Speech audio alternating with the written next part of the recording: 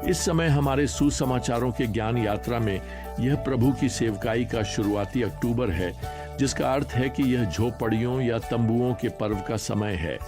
यह पर्व अब निकट आ गया है।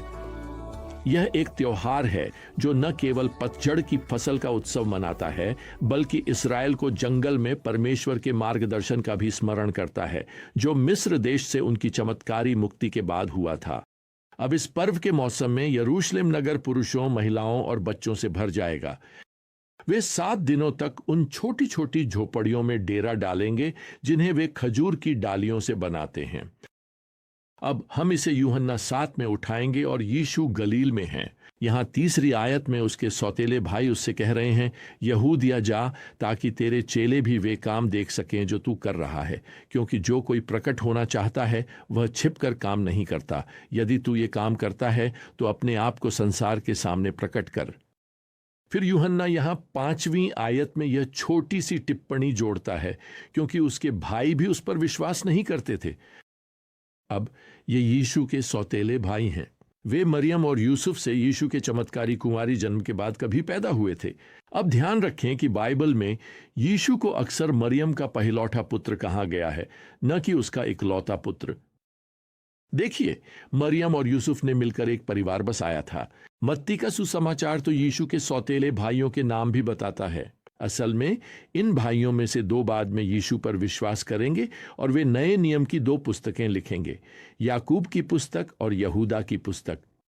लेकिन इस समय उसके सौतेले भाइयों को लगता है कि यीशु अपना दिमाग खो बैठा है, क्योंकि वह खुद को मसीह होने का दावा कर रहा है।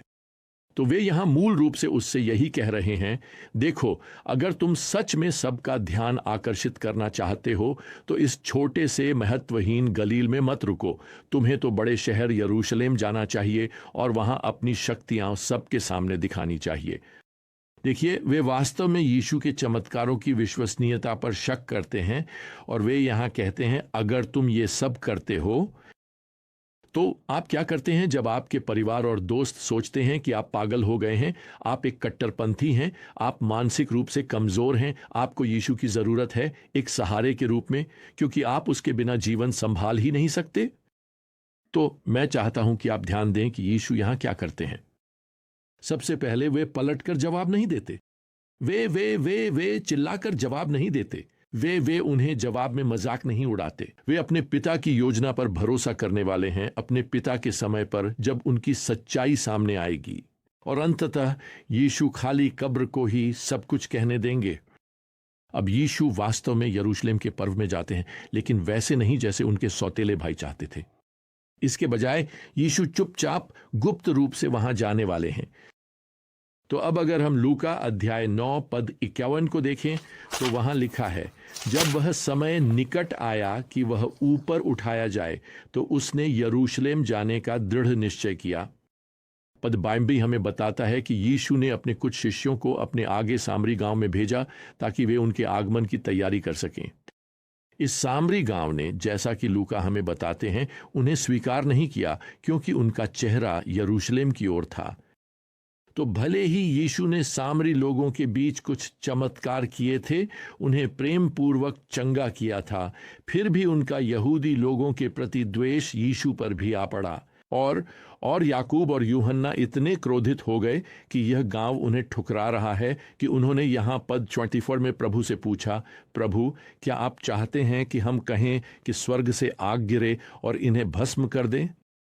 दूसरे शब्दों में, आइए इस जगह को पूरी तरह जला डालें। क्या यही है सुसमाचार प्रचार का हृदय?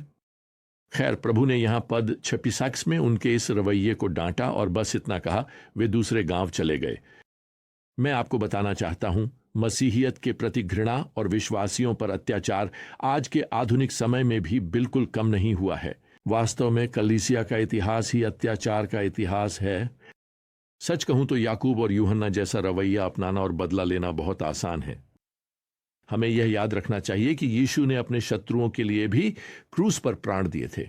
हमें भी उन्हें उसी तरह देखना चाहिए जैसे यीशु ने देखा, शत्रु के रूप में नहीं बल्कि अपने मिशन क्षेत्र के रूप में। अब अगर हम यूहन्ना अध्याय 7 में वापस जाएं तो यीशु और उनके शिष्य चुपचाप यरूशलेम पहुंचते हैं, लेकिन मुझे आपको बताना है कि शहर में वे यीशु के बारे में बिल्कुल भी चुप नहीं हैं। असल में यहूदी अगुवे उनकी तलाश कर रहे हैं क्योंकि वे उन्हें मारना चाहते हैं।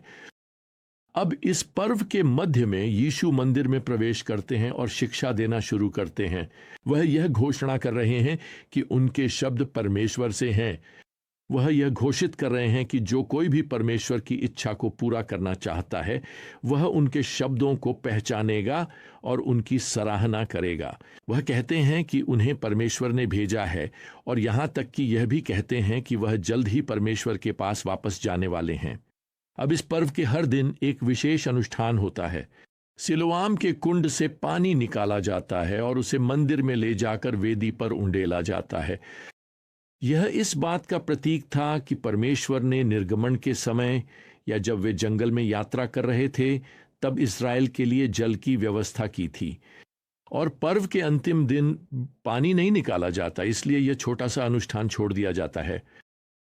और इसी दिन, अंतिम दिन, यीशु खड़े होकर कहते हैं यहां पद 37 में, यदि कोई प्यासा है तो वह मेरे पास आए और पिए। जो मुझ पर विश्वास करता है, जैसा कि शास्त्र ने कहा है, उसके हृदय से जीवन के जल की नदियां बहेंगी। तो आप देख रहे हैं यहां क्या हो रहा है। यीशु स्वयं को वह घोषित कर रहे हैं जो आत्मिक प्यास को तृप्त करता है। लेखक यानी यूहन्ना पद 39 में जोड़ते हैं कि यह जीवन का जल पवित्र आत्मा के रूप में आएगा जिसे यीशु प्रदान करेंगे। अब जब वह अपनी यह शिक्षा समाप्त करते हैं तो नेता और भीड़ कह सकते हैं कि बीच में ही बंट जाते हैं, वे विभाजित हो जाते हैं और आपको तरह तरह की प्रतिक्रियाएं देखने को मिलती हैं। पद 40 हमें बताता है कि कुछ लोगों ने कहा यह सचमुच वही भविष्यवक्ता है। दूसरों ने कहा यह मसीह है, अर्थात अभिषिक्त मसीहा। लेकिन कुछ ने कहा क्या मसीह गलील से आने वाला है? प्रियजनों, मैं आपको बताना चाहता हूं कि आज भी वही प्रतिक्रियाएं व्यक्त की जा रही हैं। क्या यीशु केवल एक अच्छे इंसान थे? क्या वे केवल एक महान शिक्षक थे, एक नैतिक आदर्श, या वे एक धोखेबाज थे, एक भ्रमित पागल, या क्या वे सचमुच देह में परमेश्वर थे? खैर, मुझे आपको बताना है, मुझे वहां बाहर की सारी रायों की सच में कोई परवाह नहीं है। मेरा ध्यान आपकी यीशु के बारे में राय पर है। आप आज उन्हें कौन मानते हैं? आप जानते हैं, यीशु के बारे में सबसे आम रायों में से एक जो मैं लगातार कई लोगों से सुनता हूं वह यह है कि यीशु सिर्फ एक अच्छे इंसान थे। वे देह में परमेश्वर, अवतारी परमेश्वर नहीं थे। और मुझे आपको बताना है, यह राय लोकप्रिय है लेकिन यह असंभव है। या तो यीशु वही हैं जो उन्होंने दावा किया, परमेश्वर, या फिर वे बहुत बुरे इंसान थे। वे तो और भी बड़े झूठे थे। इसे मैं इस तरह समझाता हूं, अगर यीशु परमेश्वर पुत्र नहीं है तो वे एक धोखेबाज थे। क्यों? क्योंकि उन्होंने पापों को क्षमा करने की शक्ति का दावा किया था। लूका अध्याय 7 पद 48 में उन्होंने कहा तेरे पाप क्षमा किए गए हैं। मरकुस अध्याय 2 में जब उन्होंने एक व्यक्ति से वही बात कही तो देखने वालों ने पद 7 में कहा वह निंदा कर रहा है, परमेश्वर के सिवा और कौन पापों को क्षमा कर सकता है। यही तो असल बात है। अगर यीशु पाप क्षमा कर सकते हैं तो वे परमेश्वर हैं, लेकिन अगर वे पाप क्षमा नहीं कर सकते तो वे झूठे हैं। वह एक धोखेबाज है जो परमेश्वर बनने की कोशिश कर रहा है और इसलिए वह बिल्कुल भी अच्छा इंसान नहीं है। असल में वह एक जबरदस्त अहंकारी होता। यूहन्ना अध्याय 10 पद 9 में उन्होंने कहा मैं ही द्वार हूं। यूहन्ना 14 पद 6 में वे कहते हैं मैं ही मार्ग, सत्य और जीवन हूं, मेरे बिना कोई स्वर्ग या पिता के पास नहीं जा सकता।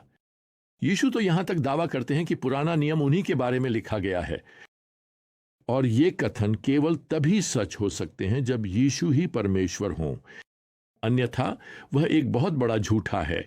आप जानते हैं, C.S. लुइस ने इसे इस तरह लिखा था, आप यीशु पर थूक सकते हैं और उन्हें मार सकते हैं, या आप उनके चरणों में गिरकर उन्हें प्रभु कह सकते हैं, लेकिन हमें यह दयालु बकवास नहीं करनी चाहिए कि वह केवल एक महान मानव शिक्षक थे।